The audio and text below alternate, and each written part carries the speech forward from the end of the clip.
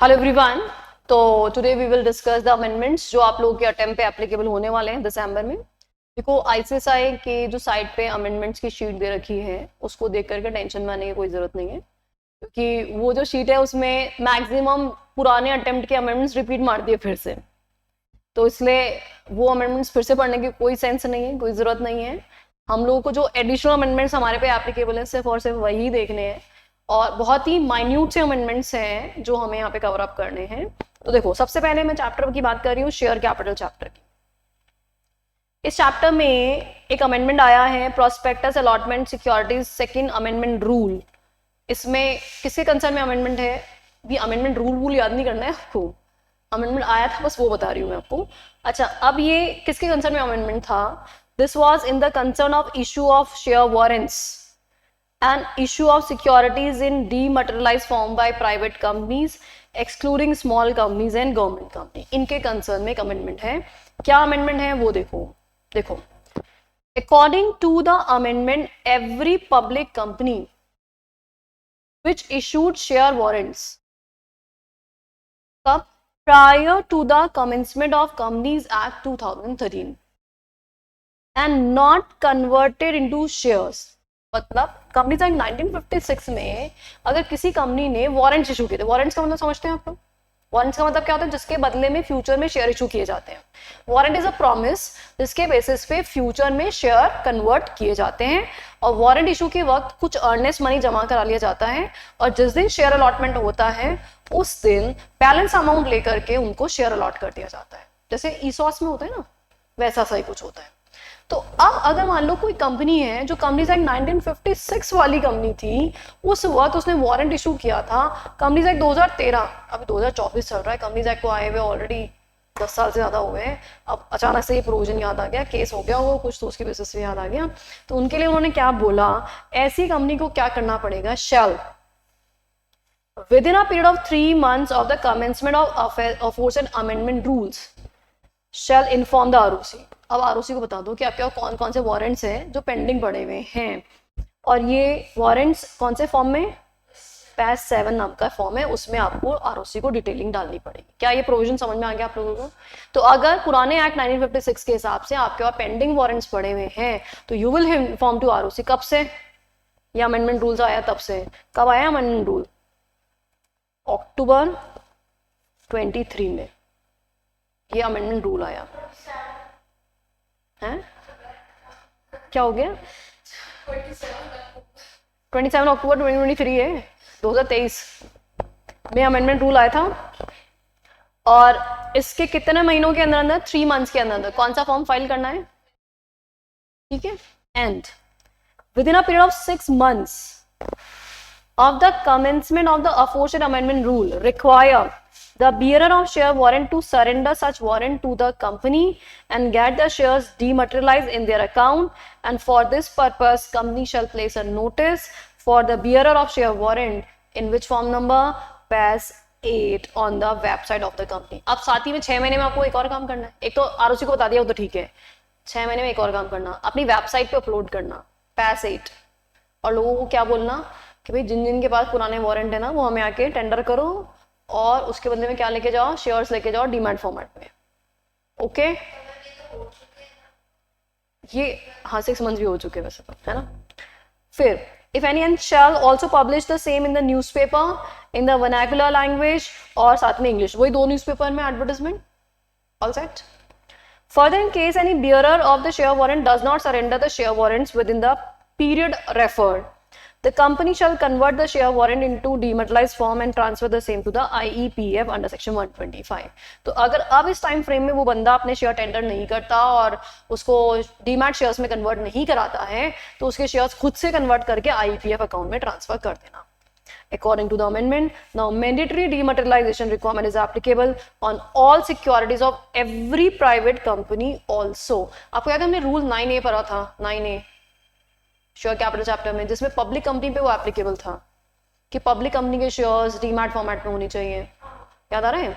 Private पे provision applicable नहीं था, तो अब अमेंडमेंट आ गया है, अब ये प्रोविजन प्राइवेट कंपनी पे भी एप्लीकेबल रहेगा। तो this is applicable on private company also. लेकिन कौन सी कंपनी पे एप्लीकेबल नहीं है? स्मॉल कंपनीज पे। excluding small companies and government company. Is this clear? And a timeline of 18 months is provided from the closure of the financial year in which a private company is not a small company for the compliance with the mandatory dematerialized requirement. अच्छा, अब मान लो जिस particular year में private company जो small company थी वो अब small company नहीं रही, नॉर्मल बड़ी प्राइवेट कंपनी हो गई है, तो जिस साल ऐसा हुआ उस ईयर एंडिंग के बाद अगले साल उसको डीमैटेरियलाइजेशन में कन्वर्ट करने की तैयारियां करनी पड़ेंगी. Am I clear? कोई कंफ्यूजन? क्या क्या पढ़ा हमने इसमें अमेंडमेंट? नंबर 1, एक तो वारंट से कंसर्न में पुराने वारंट से पुराने एक्ट के हिसाब से 3 महीने में आरओसी को बताओ, पैच 7 फाइल कर दो और पैच 8 6 महीने के अंदर अंदर वेबसाइट पे डाल दे, लोगों को इन्फॉर्म करो कि शेयर सरेंडर करके और उसके बदले में डीमैट में शेयर्स लेके जाओ. जो लोग नहीं करें ऐसा तो उनके शेयर्स आईपीएफ अकाउंट में ट्रांसफर कर दो. एंड लास्टली यहाँ पे हम बात कर रहे हैं किसकी, कि डीमैटेरियलाइज की. तो ये डीमैटेरियलाइज का provision now applicable on private company as well. और कौन सी कंपनीज पे नहीं है applicable? Small companies and government companies पे प्रोविजन एप्लीकेबल नहीं रहेगा. चलो नेक्स्ट अमेंडमेंट देखते हैं. Companies listing of equity share and permissible jurisdiction rule 2024.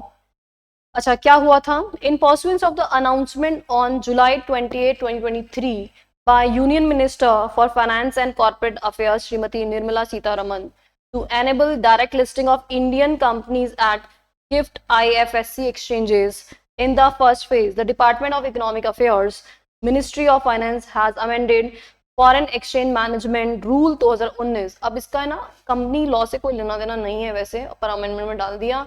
तो आई गेस आप लोगों को जरूरत नहीं है, आईएफएससी सेवी में गिवन है, तो वहां गिवन है तो वहीं वाले पढ़ेंगे, आप छोड़ दो. अब मेंबरशिप चैप्टर का अमेंडमेंट देख लेते हैं, इसमें क्या गिवन है. छोटा सा अमेंडमेंट है again. While issuing the company's management and administration second amendment rule, the MC has inserted following sub rule. क्या बोला इसने? Every company shall designate a person who shall be responsible for furnishing and extending, cooperating, for providing information to registrar or any other authorized officer with respect to beneficial interest in shares of the company. ये क्या मतलब है?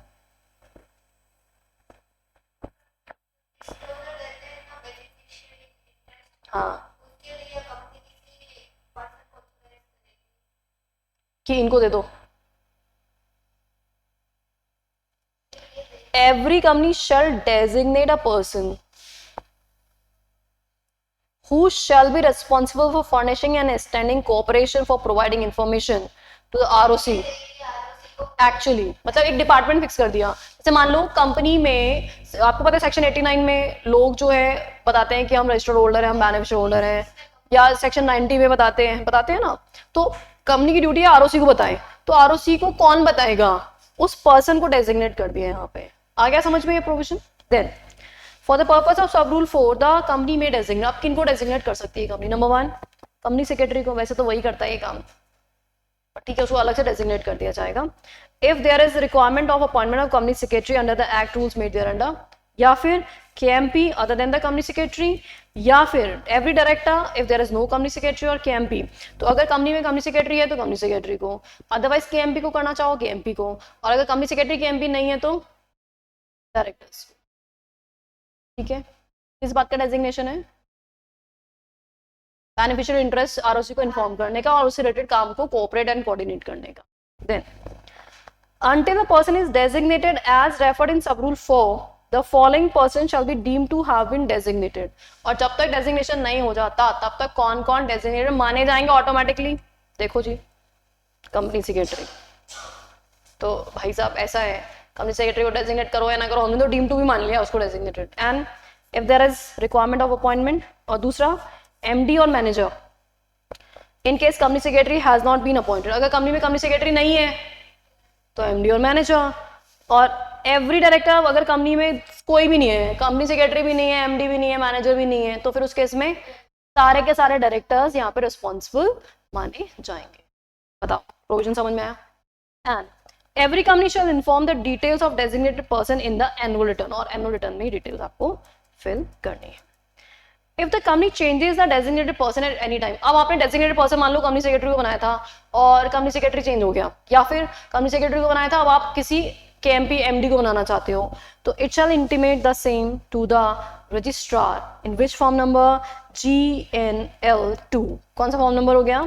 GNL2 नाम के form के अंदर आपको ROC को चेंज ऑफ डेजिग्नेटेड पर्संस की इंटीमेशन देनी होगी। दैट्स इट, खत्म। इतने से अमेंडमेंट्स थे। अमेंडमेंट्स के नाम पे कुछ ही नहीं है, वो रिपीटेशन दे रखा था काफी सारा, बहुत बड़ी शीट दे रखी है, तो देयर इज नो नीड। हमारे लिए यही 2 रेलेवेंट अमेंडमेंट्स थे जो हमें पढ़ने थे। आ सकता है क्वेश्चन, डेफिनेटली आ सकता है, पर आप जैसे मान लो आप डीमेटलाइजेशन में क्वेश्चन अटेम्प्ट कर रहे हैं तो उसमें पब्लिक प्राइवेट दोनों ही लिख के आना।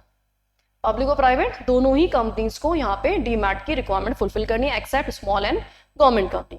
और ये डेजिग्नेटेड पर्सन वाला थोड़ा सा एक डिफरेंट टॉपिक है, तो इस पे तो सेपरेटली क्वेश्चन भी बन सकता है। Okay, that's it, thank you.